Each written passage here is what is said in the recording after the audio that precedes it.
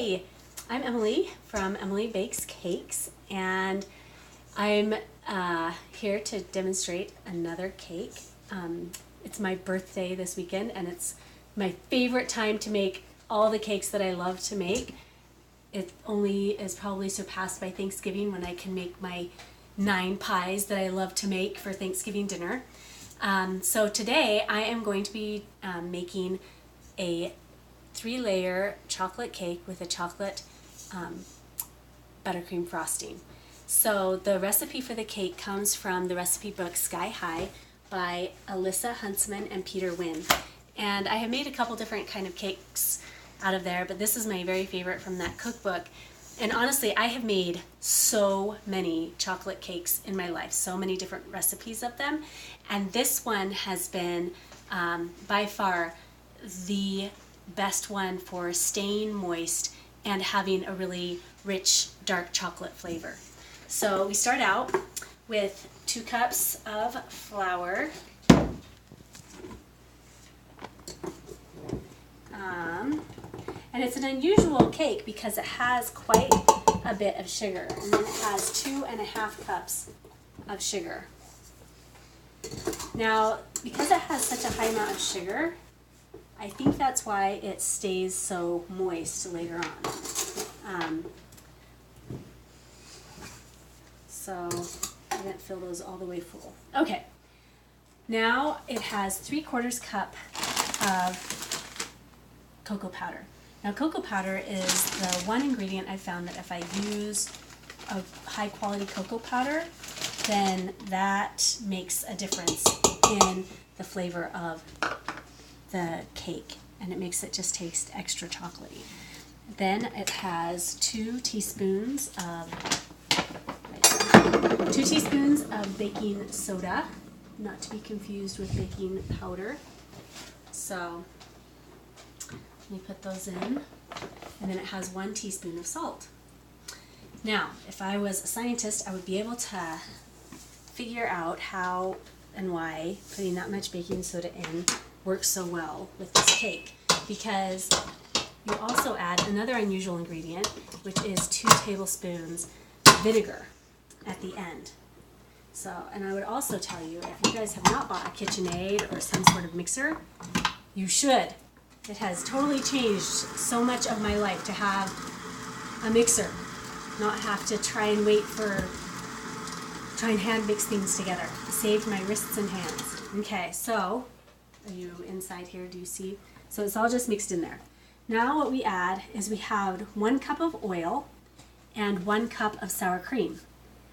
I've made this before, and I added them separately, and it did not work very well. Like, it turned somehow into little chunks with the flour, and so that's why I like to measure them this way, where I put a cup of oil and then a cup of sour cream and displace it in the measuring cup that way. And also, you're going to use this measuring cup after this all gets mixed in together, because you're going to add 1.5 cups of water, which will turn it incredibly liquid, which is really surprising, because usually it's a much more runny cake batter than what you would normally have. So you can say we've kind of made a paste here. So now we're going to add in the 1.5 cups of water.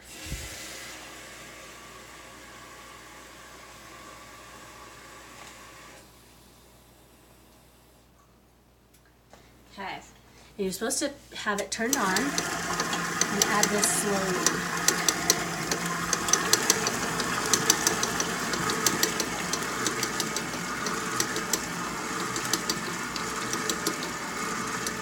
You can see I'm just adding it as a drizzle, right?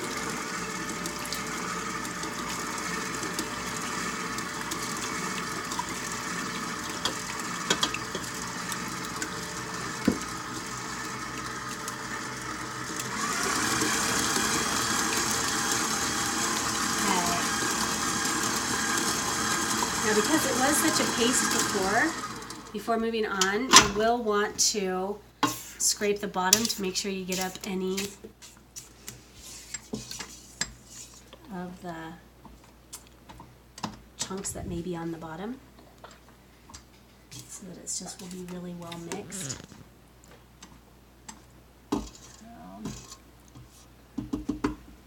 Let me mix it one more time.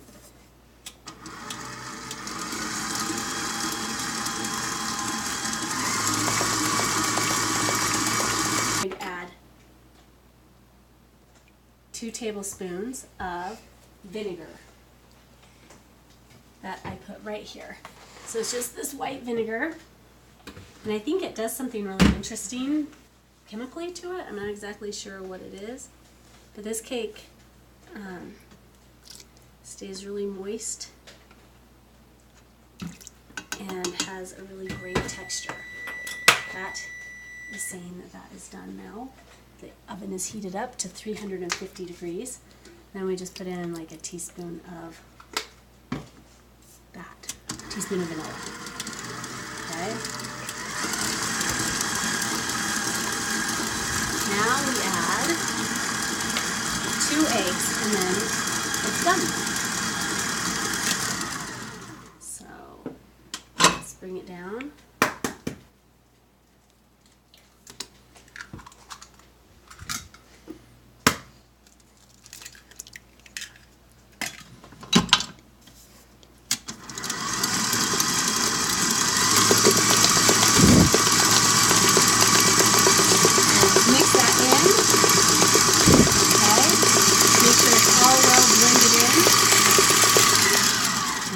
In our pans.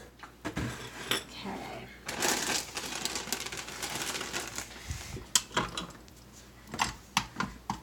Scrape it off. So this, I have never tried to make this and use only 2 pans because it calls for the 3 pans. And I have, and it actually calls for 3 8-inch, but all I have are 9-inch, but it's always worked out just fine. They might be a little thinner, but still are thick enough and sturdy enough to pull out and have it work. So, put it in here. Now my oven, now that I have, it is not as big as my previous one. And so when I put all 3 pans in there, they bump up against each other, so they kind of get a little slanty. And of course I just eyeball it. It can be really tricky, and sometimes there's one that is thicker than the others, but honestly it doesn't matter. Because it's my birthday cake, so I get to decide how fancy to go, right? Okay, so now what we're going to do is we'll put this in the oven at 350 degrees for 28 to 30 minutes. And that sounds like a very, very long time. And in fact, the first time that I made it, my husband came down and he was like, "The cake's burning, I think I can smell it, I can smell it."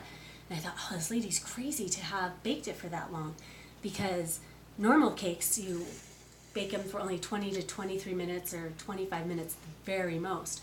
So, and I had stuck a toothpick in and it came out clean, and so I thought, oh, it's done. But much to my horror, after I got it out and it cooled down and I frosted it, when we cut into it after the next day, it had become super smush. Like, it was very damp, and I didn't like it. My husband and kids liked it. It was like fudge. So from then on, I always cooked it exactly to the 28 minutes. Even if you stick a toothpick in, even if it smells done, you just want to cook it for that long to make sure that it doesn't get too damp when you start to use it the next day. So, all right, so we'll come back after 28 minutes and we'll take the cakes out. Okay, so we're back, and you can see my cakes came out, and I just left them in the pans overnight, and I found that that's fine. If I would have wrapped them in saran wrap and just put them in the freezer, that would have been good, but instead we watched Spider-Man last night, and so I didn't.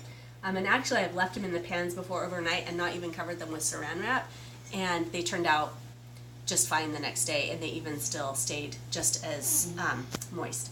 So what we're going to make now is the frosting. So I have 4 egg whites in here, and I just am going to add 2 more. And the way that I found that is the easiest for separating eggs is just to kind of do this, and it makes your hands a little bit cold, but it's the way that I found that doesn't crack the yolks as much. And so also I will tell you that if you do get yolk in there, that the best way to get it out is to just get a shell and just kind of scoop it out. Scott told me about that, and it works really well. It's something to do with how it's attracted to the shell, and so you can just kind of scrape it out. And I've actually had egg yolks break, and there's been a little bit of yolk in there, and it's been okay to whip up still. And I know that that's like one of the big things that they always say is that you know, there can't be any fat, otherwise it won't get as fluffy and voluminous, but it's worked out okay sometimes, as long as it's not too much. And we add 1.5 cups of sugar. Now this is Martha Stewart's buttercream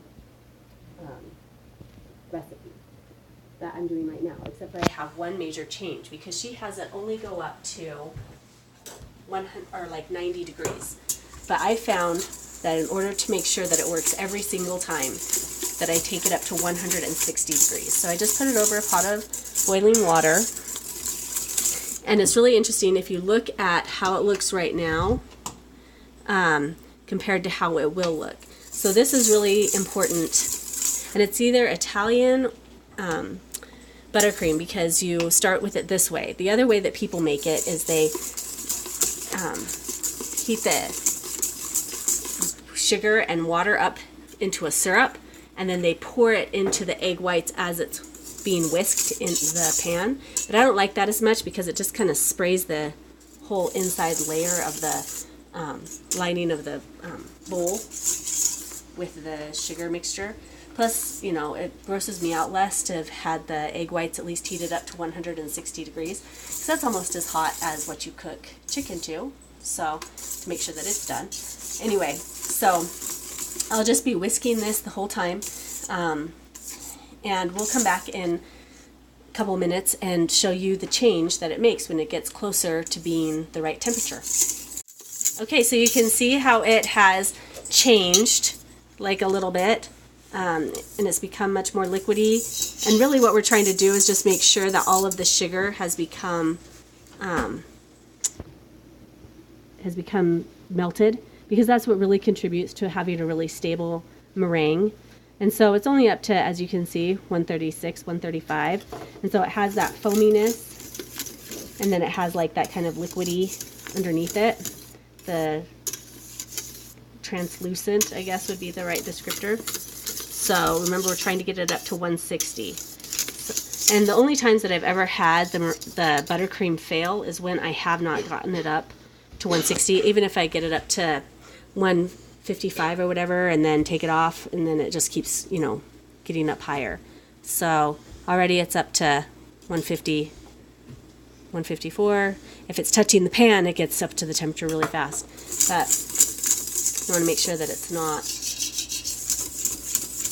cooking to the bowl. It's really close, and you can see how it looks now compared to how it looked at the beginning. So let's see if we're getting up there. Yep, and it's done. So that does not take very long at all. All right, now we come back over and we just put it in here with the whisk attachment. Like that. And we just whisk it until it becomes really fluffy and it loses its heat. Okay, so I'm testing it to see if it's gotten firm enough yet, and it still isn't as firm as I would like, and it still has a little bit of heat to it. So I'm going to keep whisking it, and while you're whisking it, you are cutting up your pound of butter, so 4 sticks of butter, and you're just cutting them into about tablespoon size pieces, because you're going to add them one at a time after your meringue has become fully whipped. So I'm just going to keep whipping it, and then I'll show you what it looks like when it is firm enough. All so I think that it has gotten to the point where it is pretty firm. It is. And you feel the bottom, and it feels room temperature. So now it's the pain of trying to get the stuff off of there, because we're switching to the paddle for the, my daughter likes to go back and forth like this to get it off. So anyway, we just are getting off as much as we can. And then we put this back on. So and you're going to get kind of panicked. I'm adding it in a little bit quicker, but that's always just because I'm a little bit more impatient. So also, this would be the time that, I don't know if you can see this, but I just put in about a half a bag of chocolate chips. Now I also have found that if I use my really expensive chocolate chips, then that's really nice, but semi-sweet chocolate chips work just as well. So I'm just going to put this in the microwave and try not to get it too hot, and just stir it in order to add it at the end. So if you keep looking at this, turn it up higher.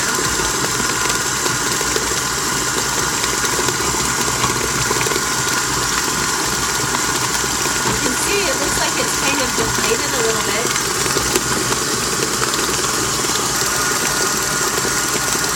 So the butter needs to be about, like, just out of the fridge. I mean, it's a little bit, not like freezer firm, but not room temperature at all. And as you can see, as we come to the end of our third one, it's starting at the end of our third cube, it's starting to get a little bit firmer in there. And it's looking more like frosting.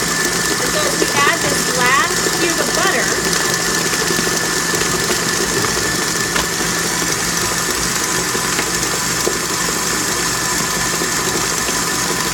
is when it really starts coming together and you get that wonderful buttercream.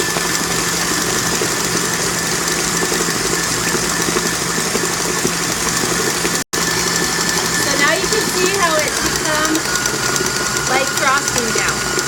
So we're going to scrape down the sides, and this is the point at which you can add whatever flavoring you want in order to make it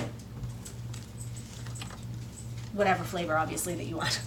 So we've added peanut butter, or you can just add vanilla. You can add raspberry puree, you could add strawberry jam, you can add brown sugar. Well, if you wanted to do caramel, it would have to be, you could add caramel sauce to it, but you need to get some vanilla and add it in. So just a minute.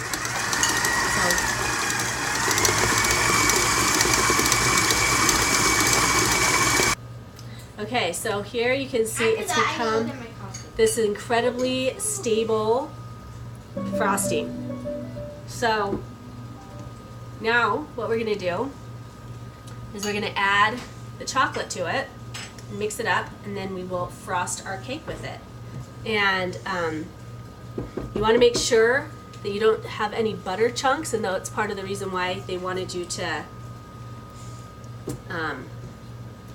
you know, add it one at a time so you can make sure that the butter gets fully incorporated. And so just scraping down the sides, making sure, I'm still melting my chocolate, and so as soon as that melts, then we'll come back and we'll add it. Okay, so here are the chocolate chips that I was microwaving, and I don't want it to be too hot, so I'm just going to try and melt the rest of them by stirring this way. And honestly, the buttercream is kind of bland. I mean, it probably would be better on top of a cake, but you need to add a little bit of something, I think, to it in order to make it have a good flavor. So here we go. Let's see, I think that's pretty smooth. All of it's melted. see. Okay, so what I do to try and make it, it's not that hot. I try and put it in while it's spinning. You can see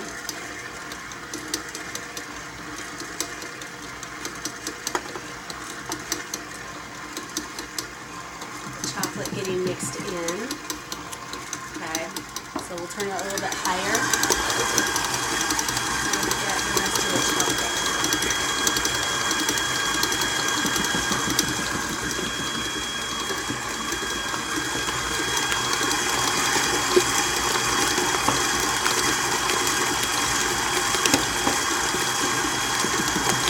Okay, so I'm gonna scrape the sides down and then I'll turn it really high to sit and whip it all in to make sure that we've got everything all mixed in together.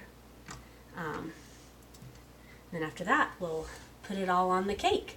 Okay, so the frosting is done. I just let it whip for some time. So now I need to frost. And I don't think that this frosting lasts very well in terms of like putting it in the fridge and coming back and frosting later. I've had the most success because it turns completely hard in the fridge, just like butter, because it's a pound of butter basically. So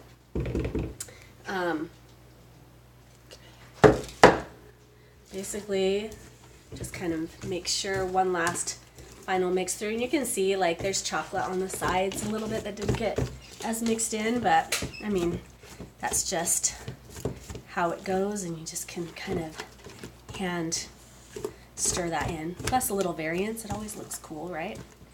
So I have my first cake out, and I found that the best amount to have on in between layers is almost a cup. So probably 3/4 of a cup to a cup in between layers. So now, well, let me get out my awesome little spreader. All right, a little bit of a frantic search around my kitchen, trying to remember where it got emptied in the dishwasher. So let me just spread it around, and honestly this little cake turner has been amazing. Scott got it for me for Christmas or my birthday or something like that a couple years ago. It was super great. And like I said, I am not a professional by any stretch of the imagination. And here's the thing, it always feels like, oh, that doesn't look like that's enough frosting in the middle. It's plenty. If you're getting around a cup, then it's good, but if you are like me and you're not very good at spreading it evenly, then you can just scrape another little bit. This is quite a bit of frosting, so you don't have to worry about that. So now I'm going to turn this out. I'll do this one. Let's see. It comes out just super well. Take off the parchment paper. And then I have to put it on here. Now we were worried about the top being too moist and maybe sticking, but my daughter buttered that and it didn't stick. So that's awesome job on her part. Okay, so now we get another cup of the frosting. I'm really bad at estimating amounts, and so that's why I always use a cup measure. Like that.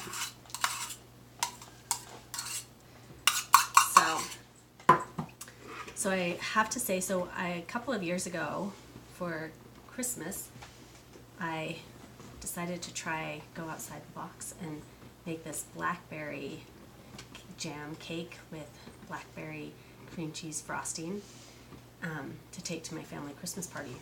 And I spent all this time making it. I had to go out and buy all these special ingredients, and it smelled like Christmas because it had cloves and, you know, just those warm spices in it, and it tasted really good. But here's what I'll tell you, nobody ate any of my very special cake. I even stood by the table and I told my brother, why aren't you eating some of my cake? Have some of my cake, it's really good. And he's like, I think I just want a piece of chocolate cake. And that's when I discovered that, you know, that's what people want, is that comfort food. And unless someone specifically asks for some kind of specialty cake, usually they're just going to want chocolate. So, put this, now this one you can see is the one that was tipped in my too small oven. And like you could, let's see, hopefully I got that on there. You could trim it, and my husband is an amazing trimmer. He gets things just absolutely perfect. But I don't care enough to do that right now. So now I'm doing this part. Okay, and just kind of go around. This is my go-to decoration because I don't know how to decorate cakes very well. And also, I mean, you can see how lopsided it is, but that just adds to the charm, right? Because it's my birthday cake and I don't want to have to fiddle around with all the other stuff. So now we have this. Okay, so here's the cake. You can see it's a little lopsided, but it will taste just great. One thing that I would like to point out is that butter choice in this does matter. I just used whatever butter I had in my fridge for this, but I know that when I've used other butter, it has made the taste elevated and also given it more stability. But this cake can then be put in the freezer and then wrapped for a couple of days and then brought out, or you can put it in the fridge. Just know that if you're a hard frosting person versus a soft frosting type of person, that this will turn hard because of all the butter. And so we kind of like it where it's been in the fridge, so it's like that medium good temperature. Anyway, so happy birthday to me.